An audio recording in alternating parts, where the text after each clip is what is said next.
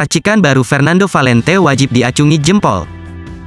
Butuh waktu hingga 10 pekan bagi Arema FC untuk meraih kemenangan. Lebih istimewa lagi, baru kali pertama dalam 10 laga, gawang Singo Edan clean sheet. Ya, kemenangan 1-0 yang dihasilkan setelah mengalahkan Persikabo 1973, benar-benar diharapkan bisa menjadikan tonggak kebangkitan Arema FC. Keberadaan pelatih baru, Fernando Valente, menjadikan tim ini mampu bermain layaknya sebuah tim. Eksploitasi skill individu pemain, memang masih terlihat, tetapi justru bisa disatukan untuk menjadi sebuah kekuatan. Bahkan pelatih asal Portugal ini berani membuat gebrakan dengan menurunkan formasi yang benar-benar berbeda. Tidak ada lagi dikotomi antara pemain asing dan lokal, semuanya sama dan yang layak tampil tetap menjadi pilihan dalam mengisi starting line-up. Terbukti hanya 3 pemain asing yang justru menjadi starter, Julian Garcia Schwarzer, Charles Almeida dan Ariel Lucero. 2 lainnya, Ichaka Diarra hanya duduk di bench pemain cadangan sampai laga usai.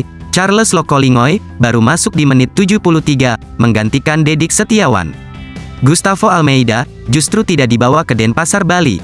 Fernando Valente lebih mempercayakan duet Dedik Drogba dan Muhammad Rafli untuk mengisi lini serang. Terbukti kedua pemain itulah yang berkreasi untuk menciptakan satu-satunya gol kemenangan Arema FC. Sukses lainnya yang dicatat dari formasi baru racikan Fernando Valente adalah keberaniannya memasang 4 formasi belakang yang benar-benar baru. Duet Charles Almeida dan Syaiful Anwar sebagai palang pintu tengah diapit Mikael Alfredo Tata dan Rifat Marasa Besi.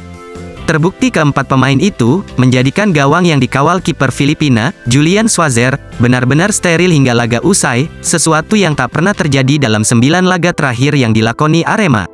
Catatan statistik juga membuktikan, hanya ada 2 kali tembakan yang tepat mengarah ke gawang Arema FC, dari 11 kali percobaan yang dilakukan pemain-pemain Laskar Pajajaran.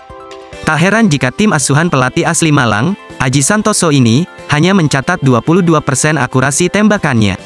Julian Schwarzer pun juga tidak terlalu harus berdarah-darah seperti pada pertandingan sebelumnya. Bahkan nyaris sepanjang laga yang dipimpin wasit Heru Cahyono itu, putra legenda Chelsea, Mark Schwarzer ini, tidak terlalu banyak memegang bola, bajunya pun tidak cukup kotor. Fakta lain dari cemerlangnya Fernando Valente, dalam meracik formasi juga terlihat di lini tengah Arema FC. 3 pemain yang dipasang dalam formasi 4-3-3 ditempatkan Ariel Lucero dengan Jayus Haryono plus kapten tim, Dendi Santoso. Formasi itu sesekali juga bisa berubah menjadi 4 gelandang, dengan pergerakan Ginanjar Wahyu Ramadhani, yang beroperasi di sektor sayap. Bedanya di formasi tersebut, peran Dendi Santoso dan Ariel Lucero sangat dinamis di lini tengah, keduanya bisa berada di mana-mana. Sedang breaker tetap diserahkan kepada Jayus Haryono, yang di laga Senin, tanggal 28 Agustus tahun 2023, sore itu, lebih banyak berkutat di seperempat lapangan pertahanan Arema FC. Yang membuat racikan Fernando Valente layak mendapat acungan jempol, karena pelatih yang juga ayah kandung kapten tim Persebaya, Ze Valente ini, harus menyusun starting line-up, tanpa ada 7 pemain pilar, yang harus absen dengan berbagai alasan. Sebelum pertandingan ini, kami memang dihadapkan pada satu masalah yang cukup berat, kami tidak bisa menurunkan 7 pemain secara langsung, kata Fernando Valente, dalam sesi jumpa pers usai pertandingan di Stadion Kapten Iwayan Dipta, Gianyar, Bali.